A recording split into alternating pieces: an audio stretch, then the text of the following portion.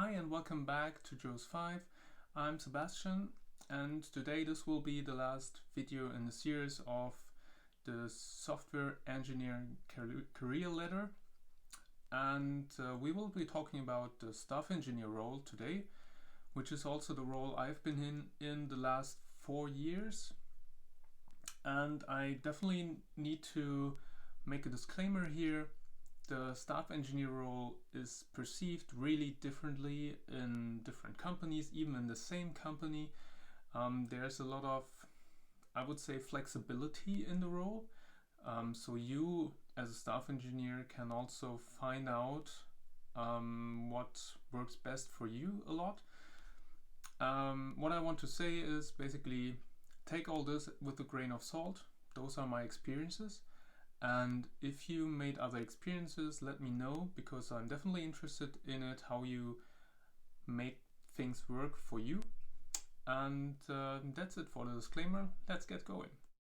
Let's come to the expectations of the staff engineer role.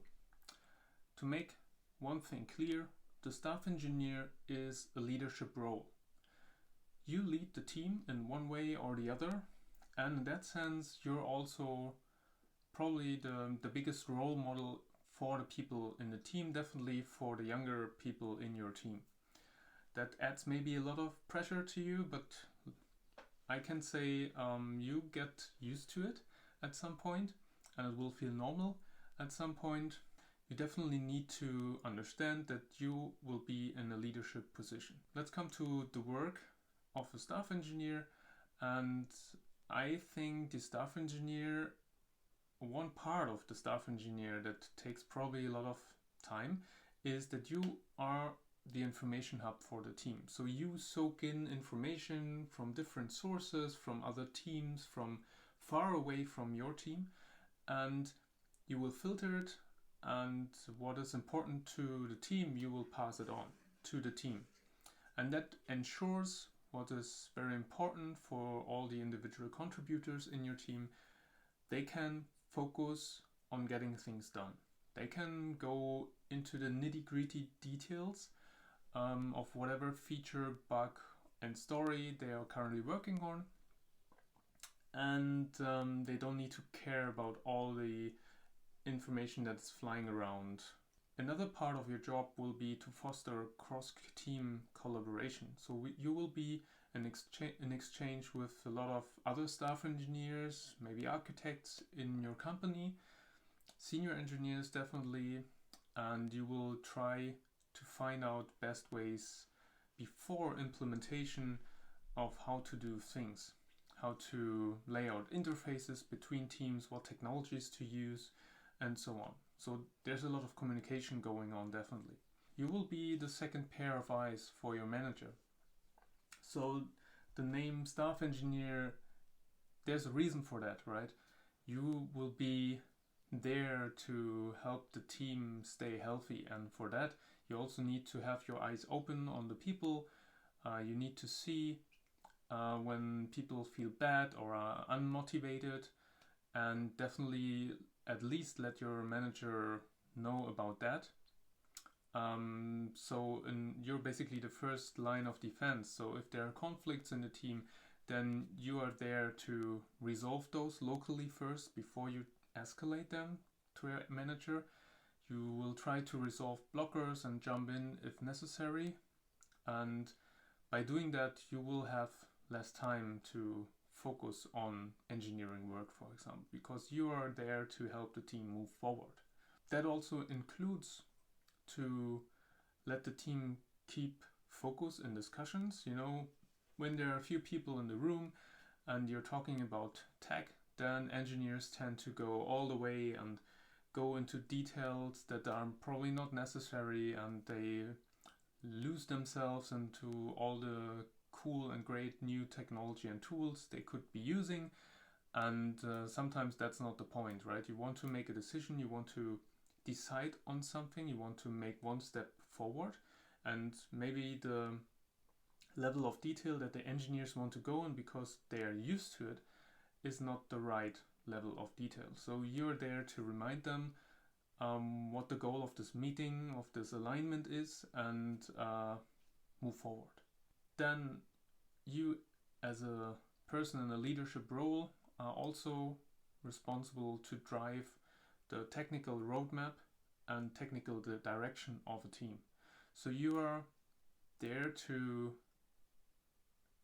create the technical roadmap, give the team an outlook to where you will be going, what technologies, for example, you want to integrate to use in the future, because people like to have, even in an agile environment, they want to have some outlook towards where they are going, right? It's not only planning for 2 weeks for the next sprint and everything after that you forget. No, you should have a goal in mind, and this will help you also to make decisions based on that goal. And you are the person that is responsible in the team to ensure that the team has that outlook. And the technical roadmap is the tool for that, for example. As a leadership position, you're also accountable. So your manager will hold you. Then as a staff engineer, you're also hold accountable for the pace and the quality of the output of the team. So if the quality is not good enough, if there are outages, incidents all the time, if the team on longer stretches of time is just slow to produce, then you're the person that your manager probably will go to and ask, what's happening, Sebastian? Why is your team not producing anything in the last 3 months? We're basically standing still. And then you're also the one who will take initiative and try to figure out a way to, together with the team, to move forward. All that, plus on top, you have that expectation that you also should be a great engineer, right? Actually an awesome engineer. And here, in my experience, comes the very challenging part of being a staff engineer, because over time, being responsible for the team, for the health, for the output, your time to focus on engineering topics, so to focus on sitting in front of your computer and going into details and implementing parts of a feature, for example, or fiddling around with new technologies, they will probably get less. And over time, it's much harder to spend more time with those technology topics, because you can be, depending on the maturity of the team, very busy ensuring and driving. So you will be more ensuring and driving than coding, most likely. That, as I said, depends very heavily on the team maturity, but I can say when I started as a tech lead, my manager told me, yeah, you know what, you will probably have like a split of 30-70, like 70% you will still be working coding as a software and basically senior software engineer, and then you have the 30% that will change, where you have a lot of alignments and you ensure that things happen and you drive initiatives in the team and so on, right? And to be honest, maybe I tried in the beginning to make that happen, but it didn't work. And mainly because that 30% part got bigger and bigger, especially in the beginning when you start to ramp up a new team and new people come in and you have that forming and storming and norming, performing phases and so on, and that takes time. And after a while, you probably can decrease that part that will work in this whole area of glue work, I call it. So ensuring that things happen. But in general, it can happen that you will definitely be coding less than as a senior software engineer. Let's come to that part of what you should aim for to be a good staff engineer. As I said before, your mileage may vary depending on company, depending on team maturity, and everything is very fluid and dynamic. And what helped me in the past is definitely, for example, having one-on-ones or coffee chats or however you call it. You can also take walks outside with your team members. This helps you to understand what are the current challenges, not only professional but maybe also in their private time. You definitely get to know them better. You will learn about their motivation, which is a tremendous valuable information for you, because when you know that, for example, Alice likes to solve bugs and it's really motivating for her, and Bob wants to always work with new technologies and really dive into and understand them, it helps you also to maybe move work a bit between the people and give work to people that really like it if possible, which then increases their motivation to go on. Also in those coffee chats you will get feedback for yourself, basically how are you doing in your role as a staff engineer, and what can you change, do better, because I think I mentioned it before, when you're in a leadership role, definitely in the area of senior engineer, but definitely in the staff engineer role, you will perceive a change in how others perceive you. You will not be like this guy that's also an engineer working with me on the same feature, but you're like, it's different. You will be seen differently. You will be definitely seen as a leadership position, and it's much harder to get feedback and get into casual conversations. So in those coffee chats you can also ask how to support them, and maybe even how they could reach their development goals. So it's definitely helpful to know what they try to accomplish and how they want to develop themselves. So in that sense, there's a lot of room for you to help others grow. I think I mentioned it before, but you as a staff engineer are here and you exist to ensure that other engineers can go into details. And this means that your focus will be quite different from what the focus is of an individual contributor usually is. So you will be responsible to have an overview of the system that your team is working on, also having an overview of other teams, what are the interfaces to your team, how can you improve that, all that stuff.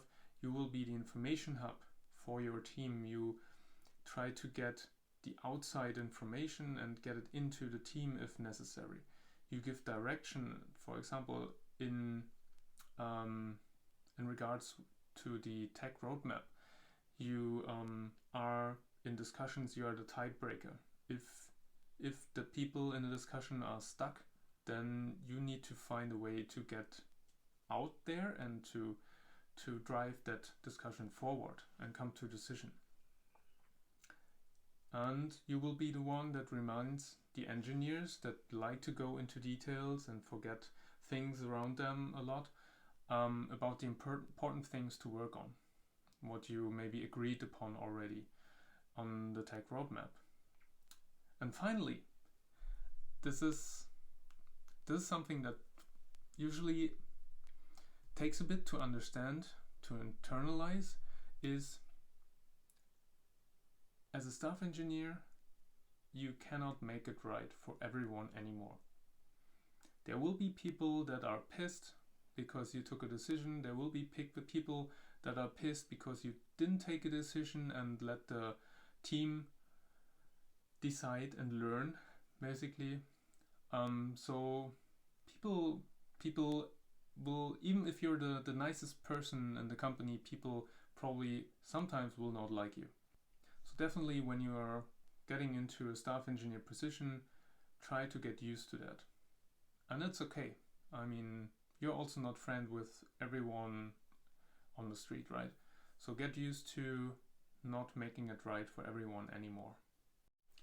Let's come to the last part of this video, which is how can you learn and progress as a staff engineer? As I said before, that's very individual, especially as a staff engineer, because you can lay out that role in very different ways, and depending on company and team, you will need to do different things to move the team forward and improve things and so on. But what I found helpful is definitely because you will have less time for coding, and you're still an engineer, so you need to know what happens inside your team, looking at the technical details without actually going into the technical details. What I found helpful are code reviews. I'm sure most of you are familiar with code reviews, but as a staff engineer, it's really helpful when you don't have time to go into the details of code, to at least skim through the pull requests, however you call them, that are happening in your team. This will help you a lot to get input about the things that work well, technologies that work well, things the team is struggling technology-wise currently, and so on. If you, by accident, have some time to code, and then what I found interesting, if you by accident have time to code, actually maybe one afternoon of coding time, then what helped me a lot was to take smaller tasks from the sprint backlog that are not on the critical path. What do I mean by that? It basically means, let's say as a team, you committed on finishing a certain feature, and in, let's say, a sprint of 2 weeks, and you have 10 tickets, 10 stories to finish this feature. Then you probably should not jump into one of those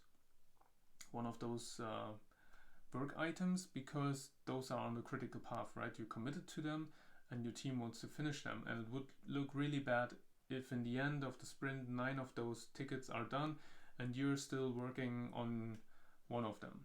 So what I can advise you is to take small tasks that are not on the critical path, that you definitely agreed upon with the team to work on, and this will help you to still get in touch with the code, which is important as an engineer, and helps you to not have too much pressure next to all the other things that you have been going on.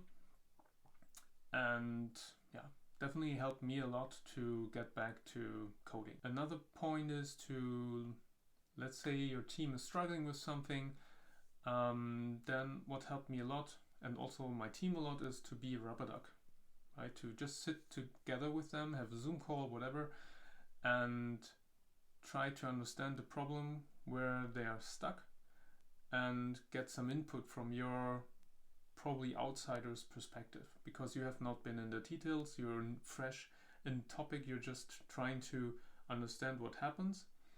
And oftentimes this outsider's view helped my teammates to move on, to find the problem they are not being able to solve, because they are kind of looking at the problem like this. Another different technique could be pair programming. Same story, basically. The advantage here is you can jump in, you can jump out.